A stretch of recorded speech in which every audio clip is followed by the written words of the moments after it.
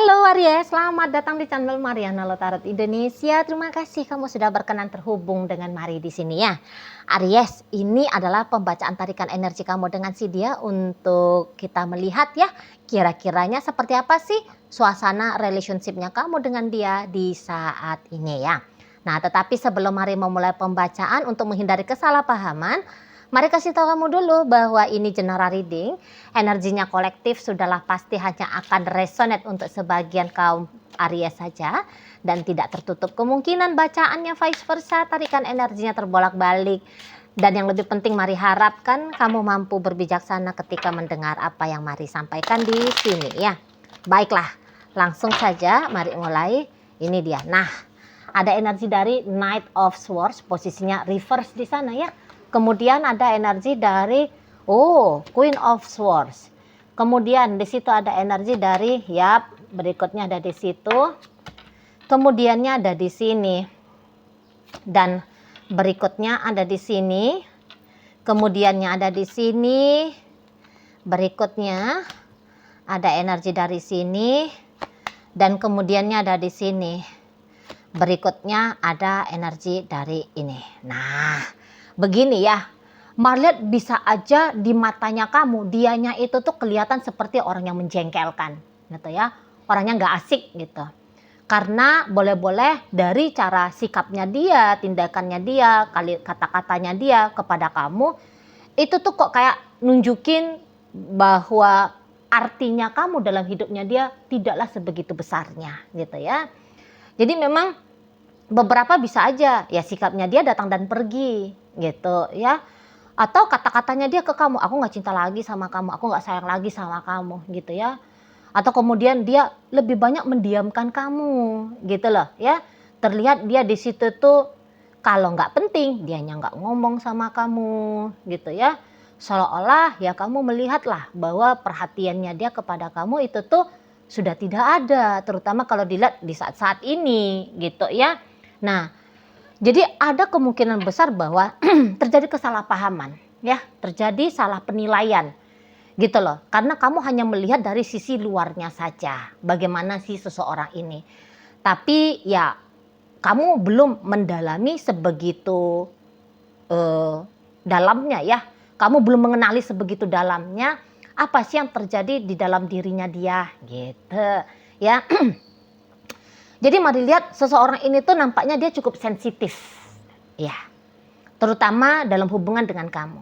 Gitu. Ada rasa takut dia tidak dicintai oleh kamu. Ada rasa ngeri kalau dia itu tuh tidak disayangi oleh kamu, gitu ya. Ada rasa gentar ketika melihat masa depan. Kamu bisa-bisa aja ya sewaktu-waktu itu tuh meninggalkan dia. Nah, begitu ya. Nah, jadi karena punya penilaian seperti demikian, inilah yang membuat dia sering tersakiti, Marliat, gitu loh, sering tersakiti. Dan ketika dia melihat juga bagaimana kamu di dalam relationship ini, dia lebih cenderungnya mencari-cari pembenaran atas asumsinya dia. Seperti yang tadi Mari maksudkan itu loh, kamu tidak sebegitu cintanya, kamu tidak sebegitu sayangnya, kamu bisa aja segera akan meninggalkan dia, bahwa kamu jatuh hati dengan orang lain, bahwa kamu tidak nyaman dengan dia. Dia tuh mencari validasi, pembenaran atas pikiran negatifnya dia kepada kamu. Gitu. Ya. Nah, jadi ya ketika dia melakukan tindakan yang demikian, secara otomatis ya gitulah sikapnya dia. Seperti harus mau menyelamatkan diri. Gitu ya.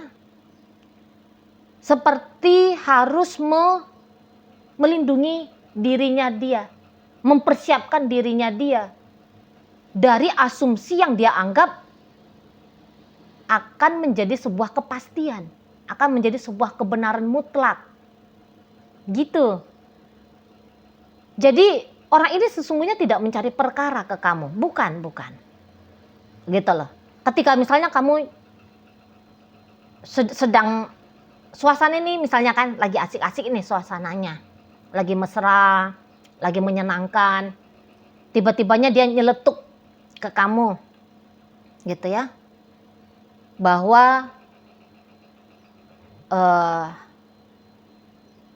dia hanya sayang saja sama kamu tapi tidak cinta misalnya, gitu ya. Atau mungkin yang lebih menjengkelkan, ini contoh aja nih ya, yang lebih menjengkelkan, dia bilang suatu saat dia akan tinggalin kamu misalnya.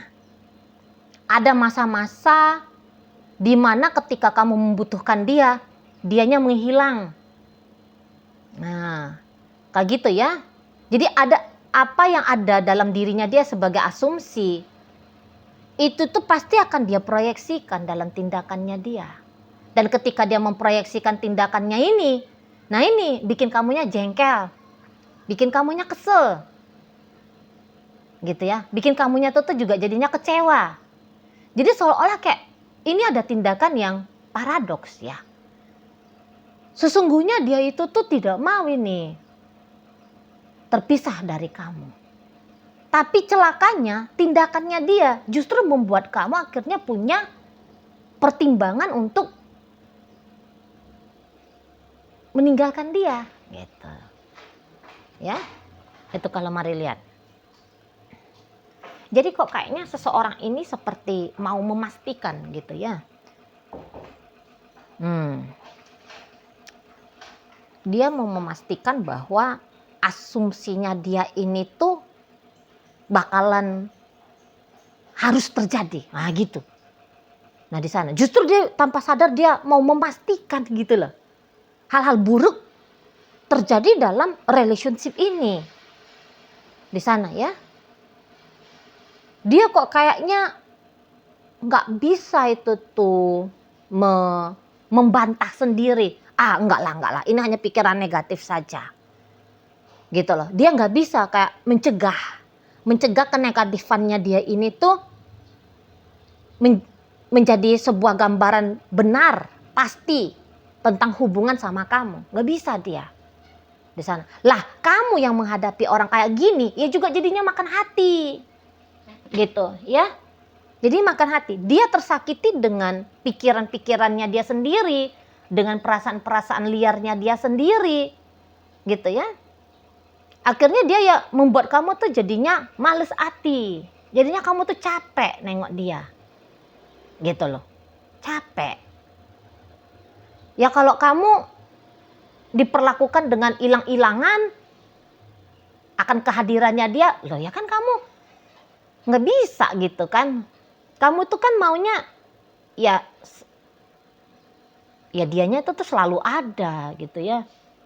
Nah di sana. Dan yang ianya keterbukaannya dia kepada kamu sampai saat ini tuh belum bisa dia lakukan, belum bisa. Jadi lo ya kamu nggak ngerti tentang dalamnya seseorang ini. Nah ini akhirnya bikin hubungan itu tuh jadinya dingin, gitu ya. Jadinya tidak harmonis, jadinya tidak hangat di situ. Padahal tadinya kalau mari lihat, niatannya kamu tuh tulus kok sama dia, gitu ya. Tulus ingin bareng-bareng dengan dia. Ya kamu tuh nggak ada niatan untuk mempermainkan dia. Apalagi jika di saat ini tuh kalian sudah dalam status pernikahan. Nggak mungkin di sini tuh nampaknya mari kamu sedang dalam upaya menjemput status dudanya kamu, jandanya kamu. Nggak mungkin, gitu loh. Kamu pun ingin mempertahankan biar hubungan ini tuh bisa berjalan lama kan. Bahkan kalau bisa itu tuh berjalan sampai selama-lamanya gitu ya. Jadi mari lihat effort positifnya kamu seperti diabaikan oleh dia. Dan dia hanya melihat sisi negatifnya kamu. Dan kemudian dia tersakiti sendiri. Ketika dia tersakiti sendiri, mulai nih tindakan defensif, protektif dan sebagainya itu tuh dia lakukan. Dan itu tuh jadinya kayak lingkaran setan ya. Akhirnya juga mempengaruhi dirinya kamu, gitu loh. Mari nampak. Dan belakangan ini jadinya kamu itu tuh kayak ya udah males hati aja jadinya nengok si pasanganmu ini, gitu loh. Yang tadinya kamu sudah sempat mau mengupgrade dirinya kamu, ya, supaya semakin hari semakin mampu menjadi pasangan yang baik untuk dia. Jadinya kamu mandek, males gitu. Yang tadinya kamu sudah menertibkan dirinya kamu sebagai pasangan itu tuh baiknya begini, begini, begitu.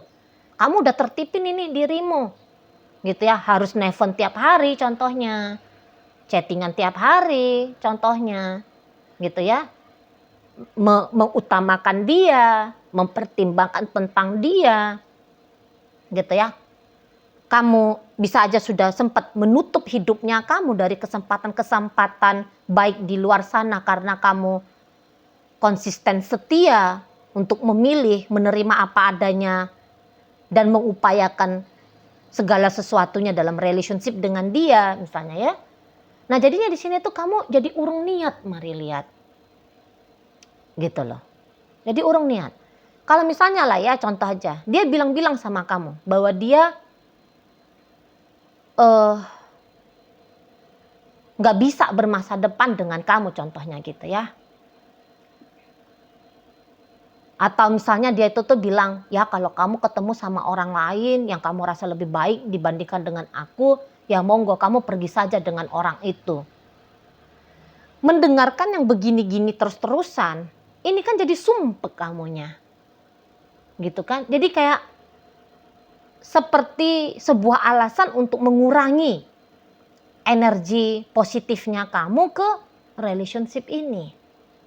Gitu ya. Jadi tanpa dia sadari dia sedang mencari masalah di sini. Nah, lihat. Dan yang celakanya ketika dia mencari masalah, yang nanggungnya itu tuh berdua. Ya. Ada dia di sana yang menanggungnya dan juga ada kamu. Gitu. Setidaknya walaupun kamu belum memutuskan untuk meninggalkan dia, tapi kamu sudah mulai nih tuh belajar untuk masa bodoh ya, karena merasa tidak dihargai gitu lah. Ya, kamu sudah mulai belajar untuk mengurangi intensitasnya kamu untuk si seseorang ini, gitu. Ya, nah contoh aja begini, biasanya kalau sudah malam minggu ya weekend, kamu akan menghapus semua jadwal-jadwalnya kamu ya, entah tentang pekerjaan kah, entah tentang kehidupan sosialnya kamu kah. Kamu bisa aja mengosongkan harinya kamu di weekend, jangan ada hal-hal yang seperti ini. Tapi kamu mau serahkan ya weekendnya kamu untuk bisa bersama dengan dia. Nah, jadi di sini tuh kamu bisa mulai, udahlah, nggak usah malam mingguan aja lah. Mendingan tidur aja kali ya. Karena kalau ketemu tuh dianya pakai acara cemberut, ngomongnya itu tuh kok yo mau nggak enak gitu ya kan di sana. Jadi kamu bisa begitu, tuh loh. Yang tadinya kamunya itu tuh bisa cukup terbuka ya. Misalnya nih kalau kamu pulang, biasanya kamu tuh cerita beginilah begitulah gitu ya untuk mengisi aktivitas me time-nya kalian berdua, we time lah berarti itu kan. Nah, tapi di sini tuh kamu akhirnya jadi males karena kamu bisa-bisa takut kalau nanti ceritanya kamu itu tuh padahal bukan untuk menyinggung dia lah, bukan untuk mencari perkara dengan dia lah. Akhirnya dia ulik-ulik, merubah cerita-cerita harian biasa-biasanya kamu menjadi alasan untuk bertengkar gitu ya. Jadinya kamu males di sini. Kalau mari lihat. Ya. Nah, akhirnya kamu bisa juga ragu jadinya tentang masa depan dengan dia di saat-saat ini ya. Kalau orangnya kayak gini mah hilang-hilangan ya, nggak jujur, dikit-dikit lari, dikit-dikit menghindar, dikit-dikit silent treatment. Wah, berat juga ini kalau dijadikan pasangan seumur hidup. Kamu jadinya bisa gitu. Tuh loh. Dan makin lama kalau tindakannya dia seperti ini, wah, bisa-bisa walaupun kamu cinta sama dia, walaupun kamu sayang sama dia, tapi demi untuk menjaga kewarasannya kamu bisa tuh mulai mempertimbangkan, udahlah, Aku pikirin hidupnya aku aja lah, aku pikirin dirinya aku aja lah gitu. Soalnya kalau mikirin dia mumet adanya. Gitu. Ya. Jadi repot. Gitu lah. Jadi kayak luka yang dia ciptakan sendiri itu tuh dia sharing sama kamu. Gitu kalau Mari lihat. Itu loh. Ya. Jadi bagiannya dia sebenarnya itu tuh orang banyak sedihnya itu. Si pasangannya kamu ini. Makanya tadi kata Mari ini orang sensitif banget. Tapi sensitifnya itu tuh kok kayaknya kelewatan ya. Jadi bisa-bisa kayaknya ini butuh terapi juga ini si kawan ini. Supaya dia boleh merubah paradigmanya dia ya. Jangan hanya menggambarkan yang horor-horor gitu loh. Yang mencekam, yang ngeri-ngeri dalam kepalanya dia. Dan mau mempercayai bahwa ilusi atau delusi horor-horor itu tuh menjadi sebuah kebenaran. Gitu kan.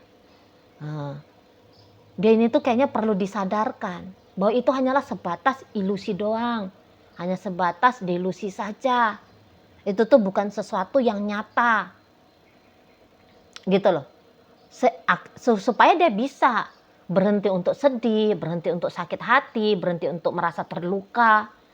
Jadi dia itu tuh sedang berdrama dengan diri dia sendiri sebenarnya. Gitu loh. Tapi dengan sewenang-wenang, seolah-olah rasa sakit itu tuh ya sebabnya karena kamu. Gitu. Ya, padahal ya kamu di awal-awal itu tuh atau selama inilah kata Maria, memang kamu mungkin bukanlah seorang yang perfect ya, yang boleh selalu setiap saat tetap berbuat baik sama dia, tidak mengecewakan dia, membahagiakan dia. Ya ada masa-masanya ya kebutuhannya dia tidak kamu mengerti, tidak kamu beri, gitu ya. Tapi apakah kemudian intensitas kesengajaan untuk tidak memberi apa yang dia inginkan, tidak melakukan apa yang dia maukan, itu intensitasnya lebih tinggi? Oh tidak juga. Gitu ya. Jadi permainan ketidaksadarannya dia akhirnya jadi sungguh-sungguh nih mempengaruhi relationship, suasana atmosfer relationship sama kamu. Gitu loh. Ya, menuduh kamu sebagai pelaku yang membuat dia kecewa. Kamu adalah sumber yang membuat dia meneteskan air mata. Gitu ya. Karena kamu dituduh yang tidak-tidak oleh dia. Gitu ya. Ya, sebenarnya nggak ada yang rugi apa-apa sesungguhnya di sini ya, kecuali dia gitu lah. Jadi ibaratnya kayak satu-satunya yang rugi sesungguhnya jika hubungan ini tuh tidak berjalan, bukan kamu sesungguhnya, tapi dia. Gitu. Jadi kok kayaknya jangan-jangan ada merasa ketidaklayakan untuk dicintai ya, disayangi, dipilih. Baru kemarin ada Mari lihat ya, ada video gitu. Mencintai seseorang itu tuh mudah bagiku katanya. Tapi menerima bahwa seseorang mencintai aku, kok rasa-rasanya itu tuh satu hal yang tidak masuk di akal gitu. Itu tuh biasanya karena ada trauma ya. Gitu loh. Trauma dari pengalaman pribadi kah? Trauma dari melihat pengalaman hidupnya orang. Ini dia memang bahayanya, salah satu bahaya dari dunia sosial ya. Kita melihat cuplikan-cuplikan pendek gitu ya. Tentang tragisnya seseorang menjalani sebuah hubungan yang dimana dia memberikan kesetiaan, cinta, kasih sayang dan sebagainya. Tapi hubungan itu tuh gagal. Jadi seolah-olah itu seperti sebuah kebenaran yang universal yang akan dialami oleh semua orang gitu. Padahal ya tidak, itu adalah pengalaman pribadi lepas pribadi ya. Nah tapi bisa-bisa itu mengkontaminasi si pasangannya kamu ini. Gitu loh. Kalau kamu ya lagi-lagi ya niatannya kamu atau tindakannya kamu menurut Mari sih nggak bisa kamu dipersalahkan di sini ya. Gitu. Tapi inilah kesian banget ya si pasangannya kamu. Kesian banget. dia dengan diri dia sendiri berurusan saling baku hantam sebenarnya. Tapi seolah-olah dia menciptakan kebenaran bahwa kamu adalah pelakunya. Nah, seperti itu ya.